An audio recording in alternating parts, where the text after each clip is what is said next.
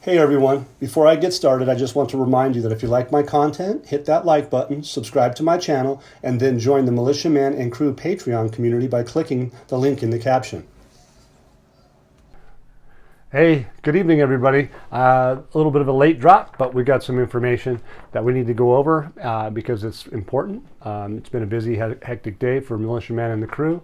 It has been for the last few days, but be honest with you, there's good reason for that because there's information coming from all over the spectrum. Interestingly enough, it comes from all over the world, which is a good thing. And I want to thank all of those patrons with Patreon and our Discord chat room from all over the world. I thank you very much because so much information comes from so many different angles. And tonight, you guys, we're going to talk about a few things, and I'm going to give you a couple of audios that we've done in the past. We're going to have those embedded in our video tonight. And so just bear with us. It's new, but the bottom line is that it's real-time data. And our data supports what we do at Militiaman and Crew. We're not really down in the basement type stuff, off the cuff. What we do is we bring real-time data. We don't splice it, we don't edit it, and we don't disseminate it in those ways, edited, spliced, all that stuff. And if you're getting it from other sources, most likely it's possible that you don't have the whole story. And that's just the way that goes on the internet, everybody. So, but the good thing is that folks like to splice and dice and put that out, more power to you because things are happening and things grow that way too. Appreciate it. But here we go. I did an audio. I did 3 different audios that I put those in Patreon the other day. And I did get word out, and I think it's kind of gone like wildfire, so that's good. But the bottom line is that are investors out there that are talking to banks. And we all know that. It's nothing new. I just want to reiterate, because what we do is we back up our data, okay? So I did, in my first original audio, I mentioned that there was some banking information from a very large bank. And also I put out, there was a gentleman that was similar circumstances and that was asked to come earlier, but I believe he went today. We'll find out how his results are, but the bottom line is another source in our room. His name is, I call him Mr. IT because he's kind of always behind the scenes.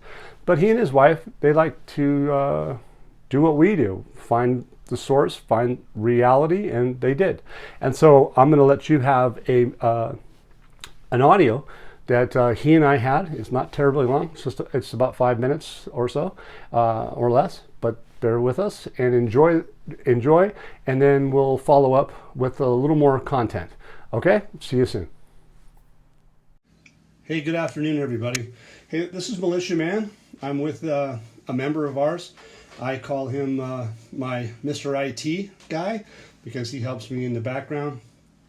Just as Gigi, Sunkissed, and our dear Samson, Super Samson, and Pompey Peter, and all the other crew members, Petra, help out. And so Mr. IT is here tonight. What we did have just shortly, a day or two ago, is some information that was brought to us in respect to a bank story. And that bank story got a little bit of a blowback, but it also had some really good information because it was organic and it was done over time. And like we've said, one of the things that's kind of important is what we didn't have in the past was banks talking to us at the length that they are now. And this isn't the first time. It's multiple times. As you know in my audio, that the real audio is on our Patreon platform.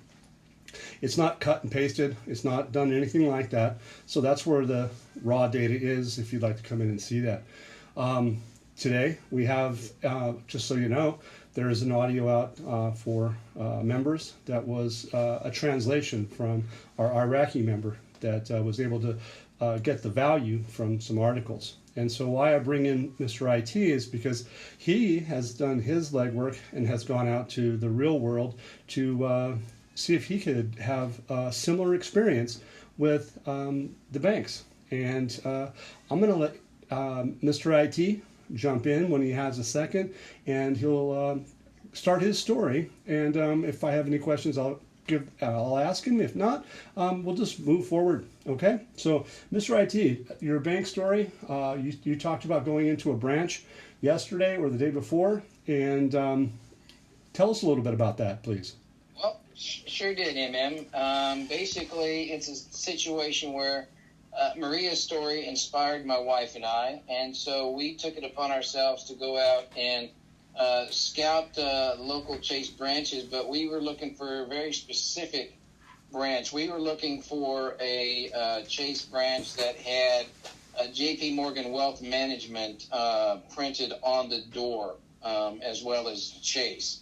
Okay. And so that's what we looked for, and that's what we targeted. And we found one that was near us. I'm in a large metropolitan area and living in a suburb of such. And we found one that was near us. And so at that point, I informed my some other family members, my brother, and a couple of friends as well, that we had found this branch.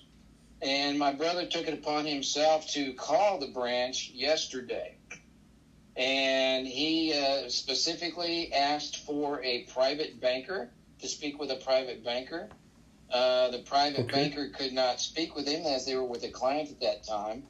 But the private banker did call my brother back after 5 p.m. Okay. And they had a discussion. The private banker said that my brother asked him if they, exchanged foreign currencies, if he was aware of the Iraqi revalue of their currency, and the private banker said yes, he was, and that they would be exchanging there at that location. The other thing that he told him was that, let me collect myself for a second here, was that right now he was just taking down names and phone numbers. Okay. But there was no need to come in to pre-verify the numbers that he's names and numbers that he's taking will get priority over anybody else that calls or walks in after the revalue. He's going to be prioritizing the people on his list. Okay, so the private banker, fully aware of it, and is notifying your brother that, hey, it's kind of like, well, first come, first serve when it comes to when it happens. Those that are on my list are going to get the attention first come, first serve. That's it. As soon as it hits 4X, he's going to be starting making phone calls, is what he told my brother. Okay, and so that sounds like he has an in on approximately, he'll know when that happens. Whether or not he knows when it's going to happen, that's not what we're talking about. We're talking about is that when it does happen, the expectation is that he's aware of it, so therefore the banks, like I said earlier, are aware of this is an event that's to be expected. Right, that is correct. Okay. Go ahead. And he told my brother that they were expecting a number of people to be coming in, and we're preparing for that. A bunch of new people with wealth is what he told my brother. A bunch of new people with wealth. Really? That's exactly what he told my brother. Okay. So, okay. I mean, I don't disagree with that, but I like the tone of it. That's for sure. Yeah, and he also mentioned that he had already spoken with several other people at this point already. So my brother was not the first one, not the first name and number on the list. Okay, good. And that lines up with, I believe you said it was, Maria's call. And that was not the only person in the bank at that time. So, correct. So it's almost like they set this up to start feeling out the market. So my understanding is that there's other large banks that are aware of it, but the lead-in, as we all know, that we go back to the Sudani, the UN Assembly, confidence in the banks, one of the largest banks in the world, or two of them that they mentioned in those articles was J.P. Morgan, Chase, and I think it was Citibank, to save the financial system and bring back confidence to the international banking system. And so here's these type of banks that we're talking about. They weren't talking about it before. Now they're talking about it. But we all know that there's evidence throughout our study and throughout our Patreon and our Discord room that we have the evidence that some of these large banks are physically active in Iraq and have been for some time. And we also see an article out of the Buna platform that specifically talks about being hooked up, interlinked linkage, and ready to go to do trade for international currencies, not only regional. So anyway, it's kind of a lead-in. It really does. So it sets up the stage that it would be to be expected that eventually things are going to get talked about. And what we're hearing now is banks are talking about it. That's correct. Great. And there's one other thing that I thought was really telling is that they're not only planning for the exchange, they're planning for when people are planning on leaving their bank with sums of cash, because they're planning on having police officers available at the location for those customers that are planning on leaving the establishment with large sums of cash. Okay, fair enough. We'll leave that kind of business alone because security is always kind of an important situation for anybody and everybody when you're dealing with sensitive issues. Let's put it that way. Yep. Good deal. Anything else you'd like to add to that? No, I think that pretty much covers the story. Okay, good. I don't know if you wanted me to go into that one question that my brother asked that the private banker had not heard before. Okay, sure. That would be great. So my brother asked the private banker a very specific question. The private banker said that he had never had anybody ask him before concerning the exchange. And my brother specifically asked whether he could bypass the U.S. dollar and exchange straight from the IQD to gold and silver. And the private banker said he didn't know, but he would find out and call him back. Excellent. And just an FYI, my understanding is that that is possible. I have been told, I haven't discussed it publicly because I just don't need to do all that. But now that this is becoming more in public, I have been told some time ago by more than one source that if the currency is traded on the FX, this is what I've heard, okay, if it is an international acceptable foreign exchange currency, just like the yen, the won, the dollar, all of the above, right? They'll take that currency in exchange for precious metals. Awesome. Yeah, it's all good. I'm glad you brought that up because that's a very good point. And I think that a lot of people are going to have their ears perk up when they hear that. Okay? All right. Yep. Well, Mr. IT, it's been a pleasure. I hope I don't keep you too busy in the background, but I'm glad you're with us. And it's been a pleasure. And you have a happy Valentine's Day. And one last thing before you go. Let's keep our eyes peeled to see what happens today. Because of the data that came out today to stir this up tonight is coinciding with that WTO meeting for the General Counsel and that special meeting stuff where those decisions are made. So Right. Is it a coincidence that this expert came out tonight and talked about deletion of the zeros? We're going to find out. It's pretty high. It's pretty interesting stuff. So again, Mr. IT, I appreciate your time. Have a great evening. Glad to be here. Thanks. All right. God bless you. Have a great day. Bye-bye. All right. Good night. You too. Bye-bye. I hope you guys all liked the bank story by Mr. IT. I want to give him thanks and to his hard work. It's phenomenal. Behind the scenes, everybody, when we get information 24/7, it's nice to have a Mr. IT. It's nice to have admin. It's nice to have all the crew members to be able to help. And so kudos to them. They rock. And so the real data in Patreon and Discord, stick with it. It's beneficial. It's got a lot of value too, by the way. It's about 30 cents a day. So for all that hard work, I think that's very valuable. And speaking of value, with a value of about $500 billion, Iraq offers new investment opportunities to stimulate the economy in the country. That's a lot of money. I mean, if you guys go back in time, that all you guys that have been around since, 15, 20 years and always seem to think this is just no different, it's always the same old story. Have you ever heard of $500 billion being offered up for investment opportunities in Iraq? No, I think Kuwait was around 30. That's 30. And now we're talking 500? Okay. Basically, what they're saying is the investment graph in Iraq has recently increased to reach 300 billion in this particular case due to new legal amendments. So they've done something respectfully to allow this to happen legally. The aim was expanding the role of productive sectors in accordance with national development plans, extending from the year 2024 to 2028. And what's the purpose? The purpose is for reducing dependence on oil. What's that? Private sector? Most likely. Reducing dependence on oil revenues to support the country's general financial budget. Okay, so we all know that the budget, 23, 24, 25 budget is a law. And what's it about? It's going to be a little bit of operational side of things, but investment is key.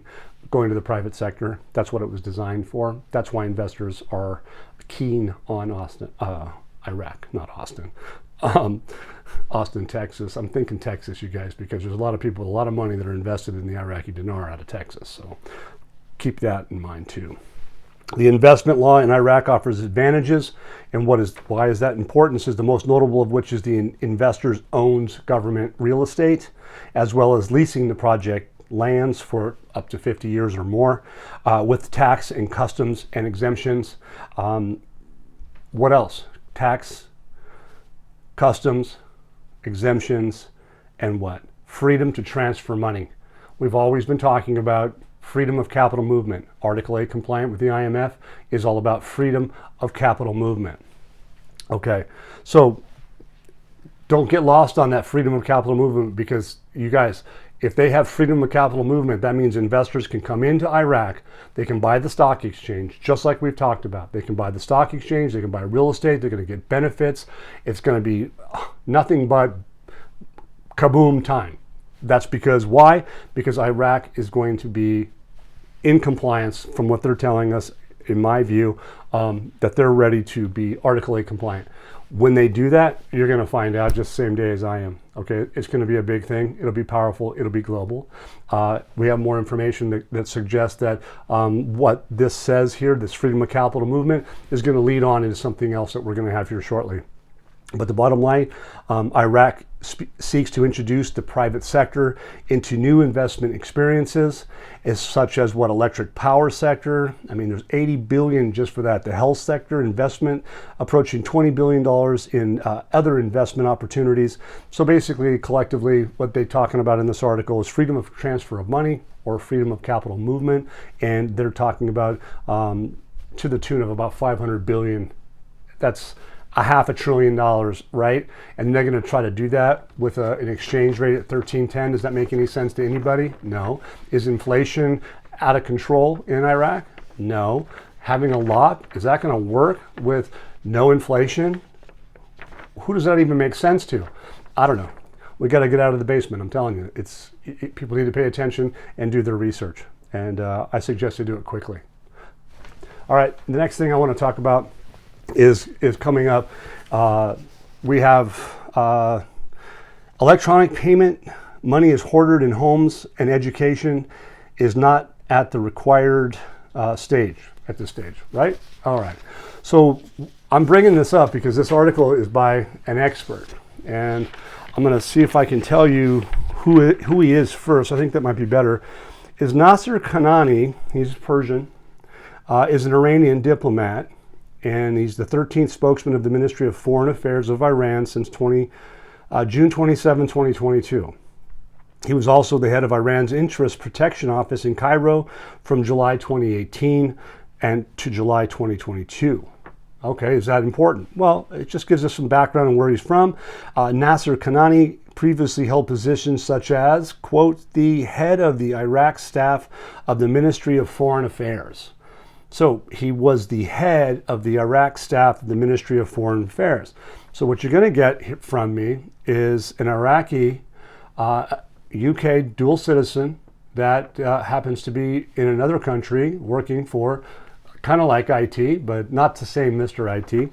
But the bottom line is that he can read and understands and speaks Arabic. And so when I sent him some information, actually he reached out to me about messaging me about coins and currency denominations that people on the street talk about. So the fascinating thing about this is that I have him lead in with an audio that I'm going to share with you here shortly. And basically it goes on that says that previously he's held these positions as the head of the Iraqi staff of the Ministry of Foreign Affairs, the deputy director of the Arab Middle East and North African Department of the Iranian Embassy in Jordan, and etc. They go on to say that he's who he is. So that is his credentials. But the bottom line is, just because he's an expert, we can't always discount every single person that's out there, but the bottom line is give credit where due. But what's he talking about? He's talking about the best way for electronic payments to be successful for the central bank to carry out the process of deleting the 3 zeros from the currency, printing new currencies, and announcing a period of 1 month for citizens to exchange all their money with a new edition, which will give an impression of the strength of the dinar against the dollar and the rest of the currencies. And so this gentleman's going to give you some translation, a summary, not every bit and piece of this whole article, but he's going to summarize in his words of how big this really is and what I just read to you. Keep in mind, here's the article, it's in Patreon, and if you don't get it all, you're going to get it from us, and we have this live, and we've had it there for a couple of days, or at least since yesterday. Electronic payment money is hoarded in homes, and education is not required. So it says, they go on to say, an economist said that the cash payment cannot be stopped and will remain partly due to its necessity, because of course you're going to need currency to travel, medical, education. Okay. Despite what the experts said about the difficulty in implementing the electronic payment system, the World Bank, on February 7th, claimed that the infrastructure for electronic payment systems in Iraq is among the best in the region. The Central Bank of Iraq, one of the best in the region. So isn't that who's been talking with the WTO? I think so. Isn't that who talks to the Bank of International Settlements, the United States Treasury, the U.S. Federal Reserve? And who are they talking about? They're talking about Iraq being the best. So it's suggesting that they're going to do a lot, suggesting that they're going to just make a neutral event in 100% without a value change. It's silly. I'm sorry. Here they go on to say the electronic payment application requires a culture, publishing extensive and simplistic advertisements for the citizen and taking into the account experiences of the countries in which electronic payment systems have succeeded and gradually transformed into a cashless, less cash society, such as others, for instance, like Sweden, outside of, what part of Scandinavia, okay? So there's countries that do this. And so what they're talking about in this particular little sentence here is that the application requires publishing extensive and simplistic advertisements to the citizens. So the education is big. I did a really big little write-up on this, you guys. It's in Patreon. I'm not going to go through the whole thing because that would take quite a bit of time. But the bottom line here is that here's another article that supports some of this stuff. It says the economic expert reveals a new desire by the central bank to reduce the dollar, but on one condition, right? So it says a revealed new desire for the Central Bank of Iraq to reduce the dollar after zeroing out internal debts. This article basically is saying until now, all right, the governmental unified system is unable to calculate the cost of programs in order to isolate the process of tensions from making the number, which is subject to environmental variables, some of which are local, some are international. So it's subject to local and international, and therefore it is necessary to reconsider some sections in a way that is consistent with the priorities. Okay, so as the time goes on here, It says the Sudanese, which is al-Sudani's government, is proceeding to amend the terms. We already talked about amendments. They already probably did all those because of where we are today. We wouldn't be this far, but the Council of Ministers had added new financial allocations for some projects. The current problem is not in oil prices, but in quantities. So basically, they're saying that they've pledged to reduce exports, and they reduces financial revenues, as well as the problem of cessation of the cyan port oil, right? So they've had some problems, but they also know that they have to have non-oil revenues, and that's where they're moving forward towards. It's just the way it's going to be. The lengthy article, suggest you come in and read them both, listen to the audio. Also, keep in mind that Central Bank of Iraq's desire to return the dollar to its previous status. The previous status. We're not talking about 1310. We're not talking 1450, 1190, 1169. Those numbers never worked before. What we're talking about is a previous status would have strength. What does it say? You're going to listen to this audio from Hafid, who speaks Arabic and has an analysis, who was very excited about this. And you're going to find this out. It says basically the Central Bank of Iraq's desire to return the dollar to its previous status, but not before the internal debts are zeroed out. But they are, okay? They've already told us that. The finance has alternative to settle these debts, including transferring some state shares in Rafidain Bank, can also be also fulfill the central bank's dues. This gentleman, Crusade, concludes that real support for the dinar in the diversification of economic resources in Iraq can cover its financial needs without the need for hard currency. So in other words, they got it covered. They don't need to use their reserves. It's unbelievable, phenomenal. All of these things are supporting that our investment is fully here. And so there's an audio to follow. So please enjoy the audio, and I'll follow back up shortly to finish this up. Thank you so much. Okay. Just to double confirm the translation, okay? Boom. So the first thing here we're speaking about is the electronic payment. So Kinani is speaking about the electronic payment, and he's saying الأموال مكتنزة في البيوت. The main issue why the electronic payment cannot fully be acted upon is because the people are keeping their wealth in their homes. So a lot of cash in their homes. To what has reached to, there was a number here, 84 trillion dinar. And that's a lot, and that is a great amount of dinar that is not electronically, it hasn't been electronically administrated, but rather it is in people's homes. So he said, from the time that the electronic payment has come, a lot of people are not abiding by it because they are used to the cultural way of using the cash. And he also said here, فإن الحكومة ومن خلال المحاولات. He said, yes, so the aim of the Central Bank of Iraq is to get hold of this 84 trillion dinar and make everything electronic. And he said this will not happen.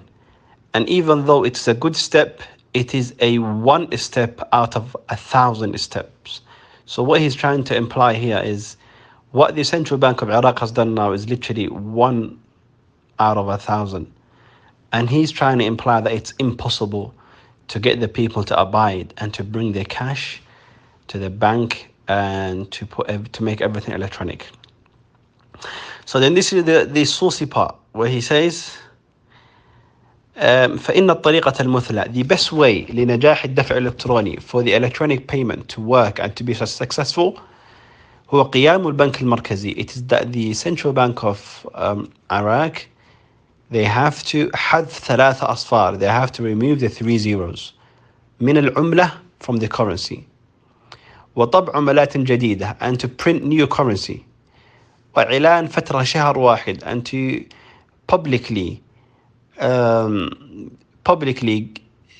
what's the English word, and to publicly make you know, inform the people, make a public information out there of a 1 month that the muwaطنين, that the people will have to return their old notes and exchange it with the new notes. And he only mentioned 10%. They will only be allowed to exchange up to a maximum of 10%, and the rest will be put onto their bank. And this will show, he said, انطباعا عن, and this will clearly show the strength of the dinar against the dollar and against any other currency. It will show the strength of the dinar against the dollar and every other currency. And he said, وحين تتحقق هذه الخطوة, and when this step is achieved, then the Central Bank of Iraq and the government will only allow the people, again, 10% من الأموال, from 10% to withhold 10% of the new cash, and the rest will be put onto their مصرفي, which is mean their cards, their bank cards, where the person will be able to take out and use their bank cards for their daily use. He said, and I affirm أن هذه الخطوة, that this path and this procedure. What is he talking about here, Kinani? He's mentioning the removal of the 3 zeros and printing out the new currency. What it will do, he mentioned 3 things. It will do ستقضي عن التداول النقدي. It will basically get rid of the extreme amount of cash out there, number 1. وعمليات الفساد, and any type of corruption. And فضلا عن التهريب العملة, and specifically the corruption to do with the currency, the black market. So, and after that, he just keeps speaking about if this process is not done, how difficult it would be and how long it would take, and it will not be possible, and that it is it's 1 step, and there's about 999 steps. Back again, a little bit more information to finish this call up tonight. I hope you like those two audios. I think they're pretty powerful. They're real data, they're real people, and I think they all, like you, like me, are excited. So it's good. Iraq and the Netherlands form a comprehensive bilateral cooperation council from which several committees are branched out. Okay, so why am I bringing up the Netherlands? Well, look, Al-Sudani was supposed to be in the 2024 summit, but he didn't go there. He was hanging around his country, talking to people, checking out the borders and stuff like that. And then what happens? He ends up going to the Netherlands. Well, the Netherlands are about 30 minutes. I think this was from yesterday, to be fair. Netherlands, 30-minute flight from Geneva. What happened yesterday? What did we talk about? What were we talking about for the last few months, and month and a half at least, is that Iraq was potentially up for decisions that could be made at the WTO, because the WTO had a special session yesterday. And so he's in the Netherlands, coincidentally on the same day, unannounced effectively, but nonetheless, he's in the Netherlands dealing with the Cooperation Committee in the field of agriculture and development, water, irrigation technologies, all of those things that would help Iraq start producing exports, right? Isn't that what the WTO is about? Not non-oil revenues?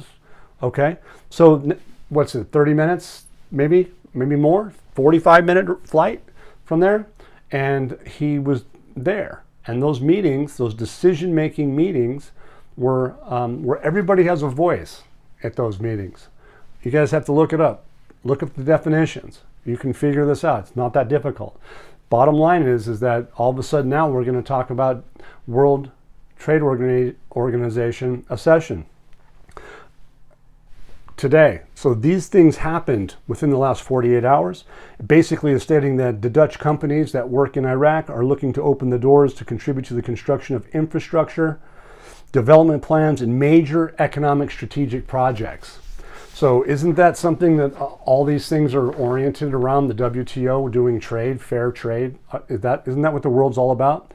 I'm pretty sure that they are. There's what, about 190, 200 countries involved? So here's an article that says, Minister of Commerce, international welcome and desire to increase investments in Iraq. Didn't we just talk about $500 billion of investment? We sure did. It says a wide welcome and international desire to increase investments inside Iraq while confirming the holding of meetings with 3 countries in this regard. So it goes on to talk about the 113th session of Economic and Social Council held at the Arab League, They keep going on. It's a nice long article, but I already told you it's in Patreon. Minister of Commerce, international welcome and desire to increase investments in Iraq. Guess what? The meeting came out with many decisions that were approved, including enhancing intra-trade, liberalization trades in goods, and welcoming Iraq's accession to the World Trade Organization. You can't make it up. That's that awesome. So everybody, check it out. You're going to see that with that article, welcoming Iraq's accession to the World Trade Organization. So what are we waiting for? Are we waiting for a major announcement? Remember Saleh? He said there was going to be a major announcement, and we haven't heard it yet. This right here, is this a major announcement? I don't think so. It's almost like leakage. But the bottom line is the meeting came out with decisions that were approved, including enhancing intra-trade, liberalizing trading goods, and welcoming Iraq's accession to the World Trade Organization. So guess what? We talked about movement of transfer of currency, transfer of money. Forgive me. Okay, freedom of that.